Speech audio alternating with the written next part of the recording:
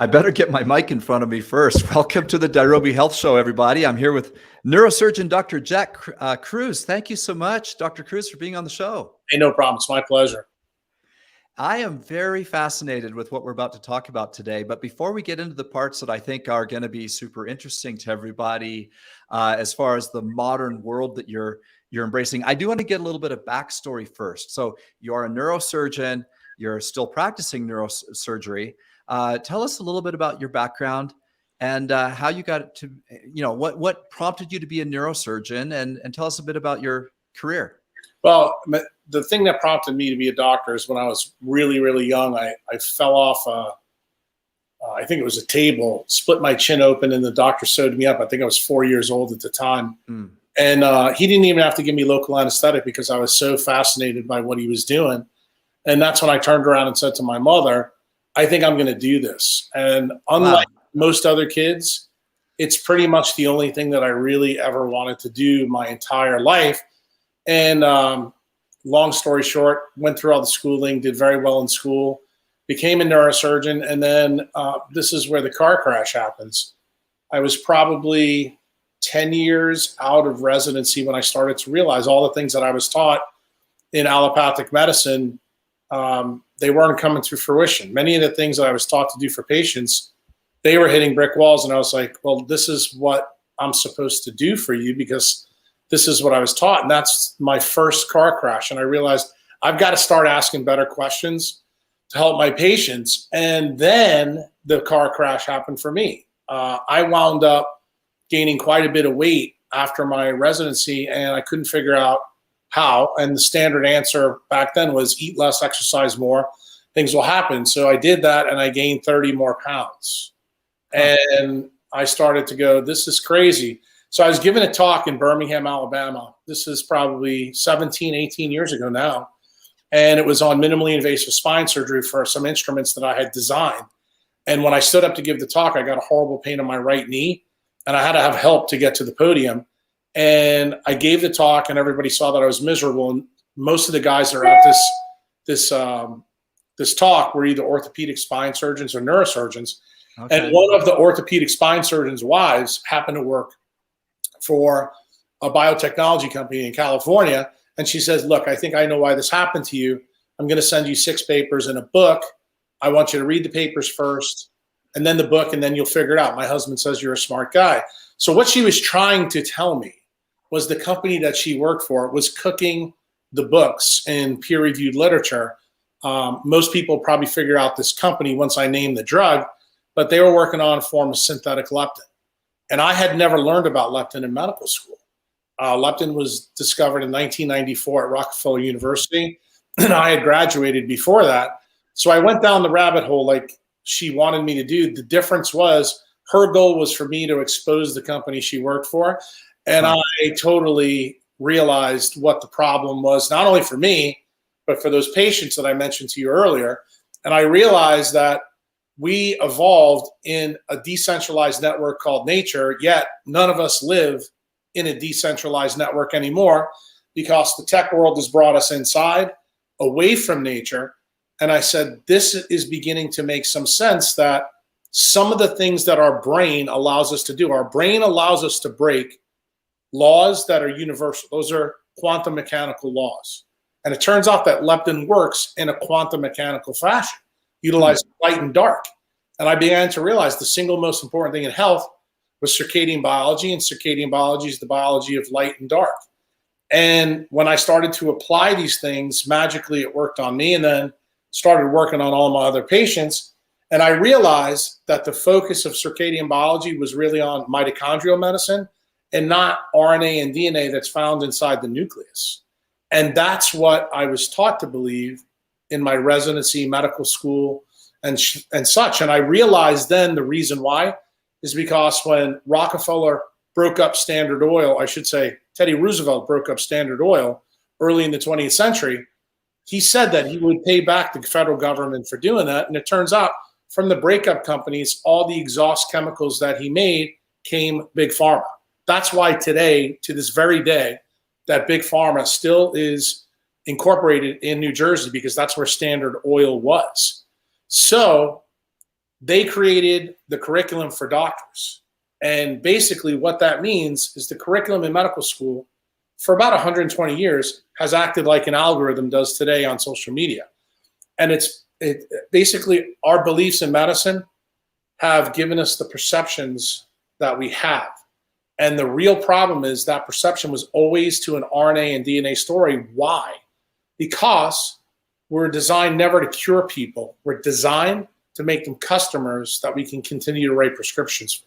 So in other words, it's a constant wallet biopsy, and that's usually what a centralized system does.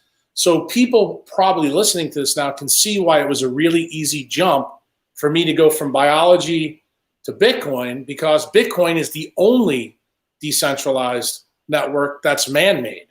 And when I realized what the benefit was of Bitcoin, fundamentally decentralized and scarce, I began to start to see how the pieces in biology made sense with Bitcoin. And then I realized this was the answer to help many of the physicians out that were locked into this centralized system to get out. It's almost kind of like the allegory of the cave that Plato taught several thousand years ago.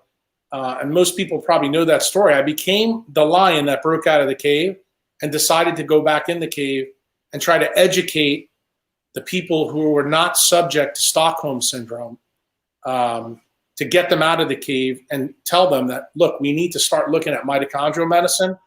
And now I'm trying to get them to use Bitcoin to break free of the healthcare complex, tied to insurance companies that actually is making them trade their time for money. And actually, while they make that trade, it actually harms their biology. Okay, so there's a lot to unpack there.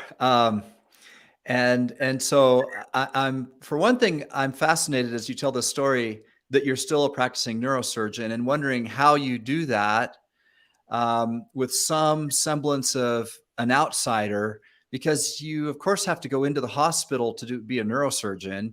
You have to work within the parameters of the system. And so what I hear you saying— Let me stop you there for a minute, because yeah.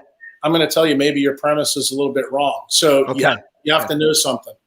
All the right. first thing you have to know is, and you're old enough that you probably remember this when you were a little boy, back then, most doctors worked for themselves. They were independent contractors. Today, 98% of doctors are now employed by hospital systems. So that means that a CEO or a CFO controls the decisions your doctor makes. So I want you to think about this like the Federal Reserve. It's like putting Jerome Powell in between you and your money is a real problem. Well, the same thing is true in medicine. And see, I grew up in a world where doctors didn't do that. But over my career, I started to see how they bought them up. So what did I decide to do? I unplugged from that system. So I'm not subject to the matrix. That's the key. And the key is, every time I've been faced with a situation where hospital systems try to buy up my referral doctors, that's when I just unplugged from the system and moved. And that stunned the hospital administrators, because they thought, much like the allegory of the cave, that I would keep myself chained to the wall because it was easier to do. And see, I was not willing to trade time or freedom for that decision matrix. Okay, so first of all, I don't want to leave anyone hanging. I know the allegory of the cave because I have a philosophy major as a child, and he shared that with me after a class that he took. But some may not know it. So let's start right there, because I think it's a wonderful allegory. So just tell it to us briefly. Yeah, well, Plato told us of a story of a bunch of slaves chained to a wall. And as the slaves are all there, they had an existence of seeing a shadow cast from a fire that was on the wall. And the shadow cast became their perception, and their perception became their reality. Then one day, one of the slaves broke out of the shackles, went out of the cave, saw that there was a world out there that had sunlight and had mountains and had greenery, and there was freedom. And he was then faced with a moral dilemma. Do I go back into the cave and try to liberate my other slaves, or do I just leave and go hang out with the other lions? So as Plato tells us, he went back into the cave to try to free the other slaves. And what did he find? He found out that most of the slaves suffered from Stockholm syndrome, And they did not believe that there was another outside there. So the reader of this allegory is left with the idea: do you want to remain chained to the system, or do you want to get out and go seek out other lions? And this has massive implications, not just in my life story, but it has massive implications on what's going on politically in the United States right now with COVID. And I try to explain to people that ultimately you have to make the decision how important time, freedom, and security is for you. And, we have a lot of really famous people in history, like Plato, like Voltaire, like Thomas Jefferson, like Benjamin Rush, who all said, never trade security for freedom or for time. And it turns out that Satoshi Nakamoto built the algorithm the exact same way, because what I faced as a physician was exactly what's going on with the Federal Reserve and the US taxpayer over the same period of time. There's somebody in there. That's why they call it a central bank. The central bank controls the situation. So when you buy Bitcoin, what are you effectively doing? You're shorting the entire system. So what did I try to tell you what I did in neurosurgery? I unplugged from the true change of the system. What those chains were is how I was remunerated, how I was paid, what my remittances were. And I began then to do it differently. I said, look, I can do this operation for you for a lot less money if you didn't have it. And if I wanted to be paid well, I could turn around and then start taking my wares to personal injury attorneys and people with TBIs and get paid for my services at an exorbitant level. And I began to realize when I began to do this, I was able to build a business that continued to go. Then it evolved. When I began to understand Bitcoin, I began to discount my services if you paid me in Bitcoin. Then it got even crazier.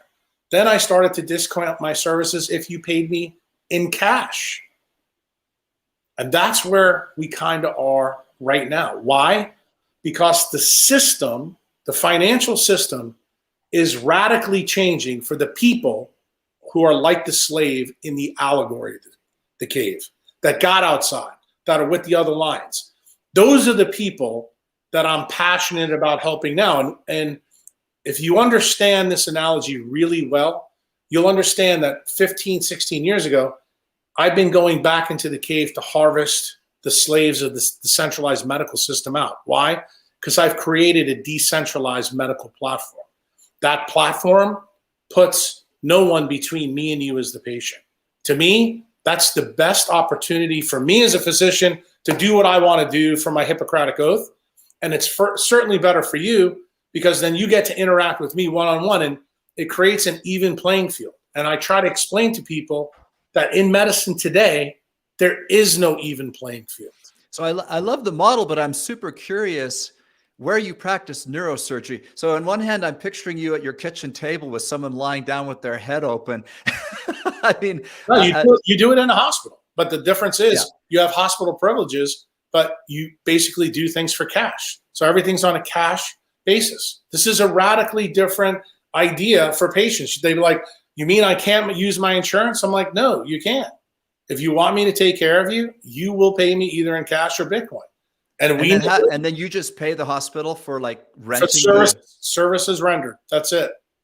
Interesting. Very interesting. Okay. So that process started about 17 years ago. It must have taken you quite a bit of time and energy to break free of a system that's so powerful and so. It wasn't that hard, my friend. You know what the biggest problem was my fear. My fear slowed me down to doing this. And I would tell you that it took me really 5 years to realize that I can completely unplug from the system. Then I did something even more radical. Then I began to use the system against itself. In other words, if you want to fix a system, you either have to sabotage it or you have to attack it from outside. So I decided to do both. And when I did both, it empowered me more to understand the system. And what was my best tool in sabotaging the system? It turned out it was Bitcoin. When I got Bitcoin, I found out that I could take a wrecking ball to centralized medicine. The problem was I had to teach other people about Bitcoin and make sure that they understood it the way I did. The way I've come to Bitcoin is like no one else you know. I can promise you that, because most people have come to it on the financial side. And what I'm telling you, I came from it from truly the allopathic medicine side, but I realized the whole deal with medicine really was an economic war against doctors. And I'm telling you that most biologic disease is also an economic war waged by big pharma against their customers that are patients. And once you decide, once you know how the rules are laid out, the game theory is very easy. And the use of Bitcoin as your, pile driving hammer to put to the system consistently over time, what you find out is you can build a practice filled of lions. And you probably know this because you do have a health podcast and you probably have people that know a little bit about Bitcoin. You begin to seek out, when you send the signal out in the world of the people that you're looking for, those people come to see you. And it was a lot easier than you think. I'm not going to tell you it wasn't hard in the beginning. I think it was hard on the beginning on my family. It was hard on my partners, but it didn't stop me because I knew I was doing the right thing. I was being compensated for my time. In the old system, I remember talking to people who I was doing lumbar fusions on and brain tumors. I'd be able to spend 15 or 20 minutes talking about a life-altering operation. Now I'm able to sit down with somebody and spend 2-3 hours with the same patient. Huge difference. And it's not something, I don't think you realize, Dave, that patients have been conditioned to the system of medicine over the last 50 years since we're at Marcus Welby. Like when I had my chin sewed up by that doctor, that doctoring doesn't exist anymore. Okay? It doesn't. Right. It's been slowly changed. And it's exactly what the government's doing to us right now. They slowly make incremental changes. And if you accept it, that becomes the new system. The problem is you have to stop accepting bullshit. And until you stop accepting bullshit, you're going to continue to be a slave of that system. That's the key. You sound like a proponent of Atlas Shrugged.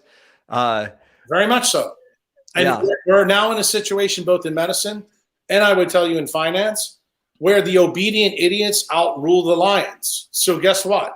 This message that I'm bringing to you today, this message won't resonate with some people because, as the allegory in the cave taught us, those people are chained to that wall. They don't want to change. I'm not interested any longer. I used to be, but I'm not interested any longer about trying to change their mind. What I'm interested in is collecting the right people around me and form a pack of wolves to go out and dominate, not only for decentralized medicine, but also for decentralized finance, specifically related to Bitcoin alone. Now, the system is powerful, and not just in the United States, but all around the world, the banking system, et cetera. And don't you think that sooner or later, we already have New York already went through their debacle with Bitcoin. China has been back and forth on their regulation of Bitcoin. Are you concerned that sooner or later the powers that be are going to bring the decentralized cryptocurrencies into their world? Dave, and I'm going to say this with all due respect, they will be able to get many of the cryptocurrencies like Gary Gensler is trying to do right now, but they will never get Bitcoin. It's immutable. They can do nothing with it. Not only that, I love the way you started at New York and China, the two most communist places that we know of, but you forgot about El Salvador. On September 7th this month, made Bitcoin legal tender. So now they have fiat currency from the United States is legal tender, and they also have Bitcoin. So guess where my next clinic is going to be made, Dave? Take a guess. Yeah. Well, isn't there 7 countries now that accept Bitcoin? Well, there's many more than 7, but I'm talking about those that have changed the law. Oh, okay. And made it legal tender. Right now, it's on the books in Paraguay, Panama, Cuba, I believe Bulgaria. Bulgaria's treasury holds the most Bitcoin of any country that's out there. The only country that I know that has outlawed it completely is Bolivia. Even China, the only thing China did was get rid of the miners. You can still own cryptocurrency and Bitcoin in China. You just can't mine for it. Oh, okay. And what they're trying to do is they realize, as the most authoritarian country in the world, that they can't control Bitcoin. But what they can do is they control the on and off ramps. Well, the real issue is, if you understand that there's 196 countries in the world, all you have to do is take your wallets and go wherever you want, and you can say that to any government. And you know what? That's the whole point. The whole point is, if you look at our founding documents in the Constitution, the Declaration of Independence, and you read the Federalist Papers, it is very, very clear that the world and the government of the last 120 years has been who Thomas Jefferson warned us about. I've said this in many of the podcasts I've done, and I've said it in clubhouse rooms when I'm teaching people about Bitcoin, but I'm going to say it here to your audience. I think we are being ruled by a cabal of criminals in Washington, D.C. right now, both on the left and both on the right. Why? Because they support the Federal Reserve. So the key is, I think we're less free than the colonists were in 1773 and 1774 when King George was putting the hammer to us. And what did the colonists do at that time, my friend? They revolted. Okay? It was a huge revolt. And I'm telling you right now, that's what Bitcoin is. When you buy Bitcoin your first time, it actually is a weapon against the tyranny that's ongoing, because truly everything, I'm going to tell you, my profession opened my eyes because I truly believe that Big Pharma has an industrial corporate control over healthcare. It's a warden in a prison. And to break free of that, you have to realize it's an economic problem. So much as I've said to people currently that I believe COVID is a compliance test for an economic war being waged on taxpayers. That's what I believe right now. And I believe the people that are doing this are the people that have infiltrated our government with the help of the World Economic Forum, with the help of the World Health Organization, with the help of some of these criminals that are in Washington, D.C. And ultimately, what am I trying to teach people? I want people to go back and read what Gandhi and Martin Luther King did. When Gandhi faced his oppression in his country, it was all about civil disobedience. Every time you buy Bitcoin, what are you doing? You are buying freedom and time. And guess what? Time, Dave, is the number one thing that people will pay for. And when you asked me before, why, Jack, wasn't this hard to do?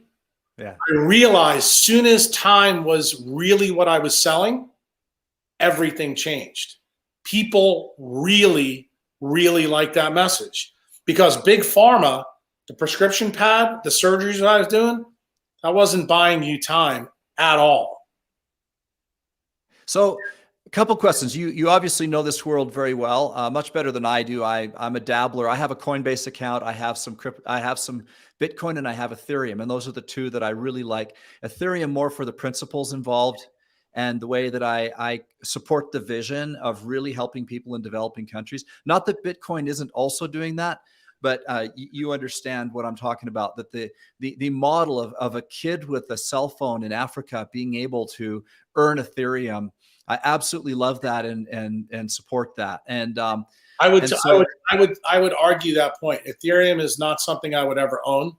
I happen to be personal friends with Jack Dorsey, and I will just tell you that Jack Dorsey supports the use of Bitcoin in Africa to do the same things. And I'm telling you, what's going on in the third world right now with Bitcoin via the Lightning Network is absolutely astounding. The problem with Ethereum that I have, it is a centralized coin. That's the problem. In other words, it may be good for a lot of different things, but ultimately, it's not the perfect answer for us going forward because it's not fully decentralized.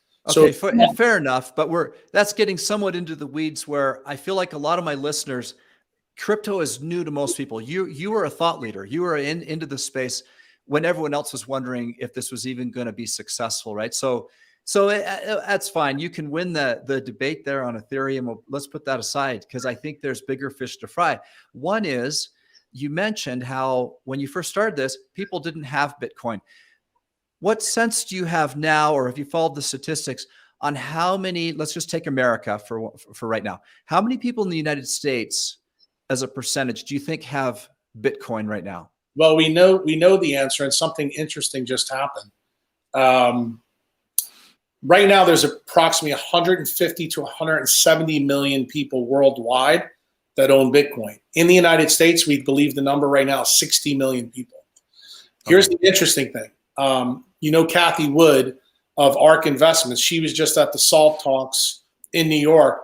And Aaron Sorkin, who's one of the left-wing guys that runs CNBC, asked everybody in the SALT audience to raise their hand how many people own cryptocurrencies, and 85% of the people in the audience raised their hand. Interesting. And he was stunned by that. Why? Because remember, he is a media player who are tied to the World Economic Forum, meaning the fiat system, and he was on a stage where he was a moderator, and guess what? Real world reality trumped his belief. He didn't realize it. And I'm going to tell you the same thing, that I guarantee you that in your audience, you're going to find out that there probably are a lot of people that do own different cryptocurrencies. Okay. My big thing with cryptocurrencies, as I said to you, I want the best. It's kind of like saying, when I compare Bitcoin to anything else, I think outside is the best for our health. And I think anything but Bitcoin is like buying something that's not outside. It's not nature. It's got to be fully decentralized for Jack to be all in. Okay. Next question. So I probably, like many of my listeners also, am a middle-class guy. I'm not wealthy. I don't have a lot of money. I make a living. And I'm very interested. I'm already sold on Bitcoin. It's something I discuss. We have a very tight family. I've got married children, and we're tight. We're very close. We talk a lot, and crypto has been a discussion in my family with my children and my son, daughter-in-laws, because we all do feel positive about it. And like, it's something that we all need to understand and get into, and it's the way of the future. So that's kind of where I'm coming from. But I don't have a large nest egg of just go and convert it into Bitcoin. You don't need it. You don't need it. So talk about that. What do we do? What do we do to let's use current events right now that we all have to prove the point. I'm going to use one historical one and then one that you just lived through. The first event is the day of COVID, when it announced and everything in the market went down. Bitcoin at that day was $3,800. That's like 20 months ago. Today, Bitcoin is at $45,000. Tell me anything else in your life that's had a 12x move. Is your house worth 12 times as much? Is your car? No, is your nothing. bank account? Is any stocks? Okay, no. So guess what we just saw? We just saw store value go up in 20 months. What else happened, Dave, at that time? The federal government turned the money printer on because they turned the economy off. So what does that mean? That means when the government does something, Bitcoin radically changed its maneuver and protected you. So it means you could have had very little. Now you would have had a lot if you would have been the slave that got out of the cave in March. If you had met me 20 months ago, it would have been different.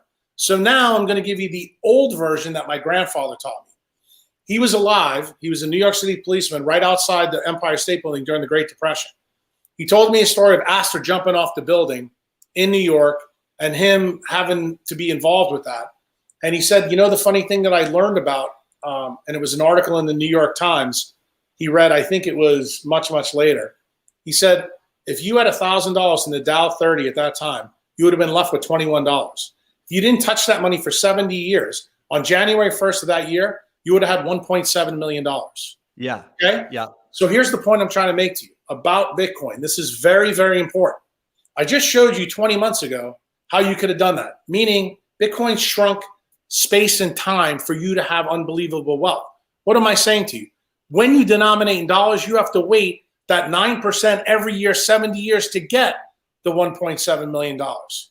Bitcoin shrinks time and it creates freedom. Why?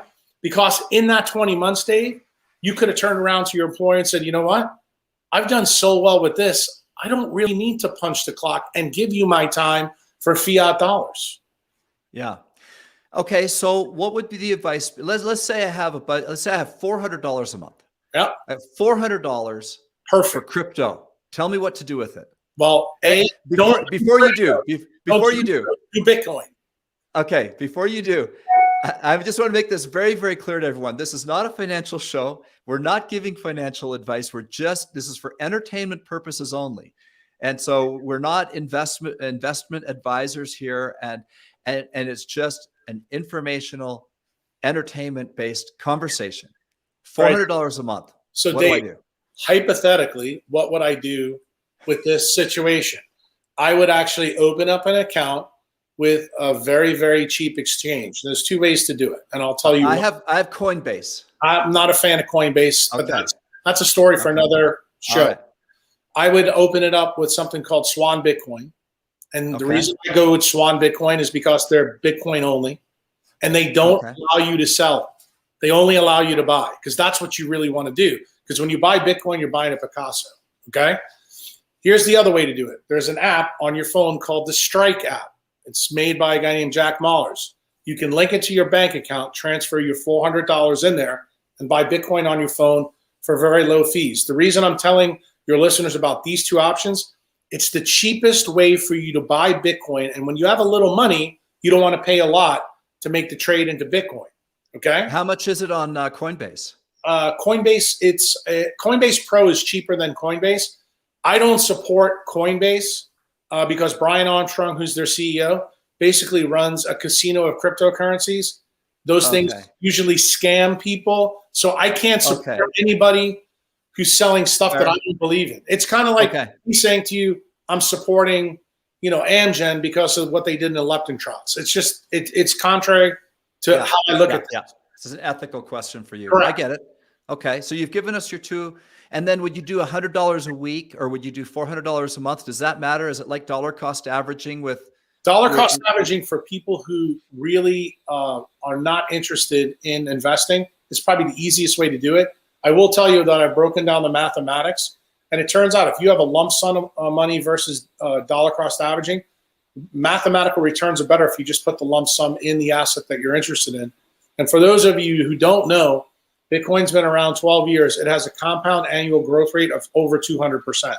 Just so I say that again, you name the asset and nothing trumps Bitcoin in 12 years. Nothing. Not Amazon, not a FANG stock, not Apple, nada. It's not even close. And this is the reason why, Dave, I would have pounded the table for you the day that COVID came out, for you to understand that you would be substantially more wealthy right now. Like I used to post things on my Twitter account that said, if you took the government stimulus check and bought Bitcoin, you would now have $12,000. Wow. And when people saw that, they were like, are you serious? And it was absolutely the truth. And the problem is, when you try to explain money to people understand money in very bizarre ways. And really money is a technology where you take the value of what you produce in your life and the time, and you actually get to transport it over time so you can use it at a later date. So really money is a technology.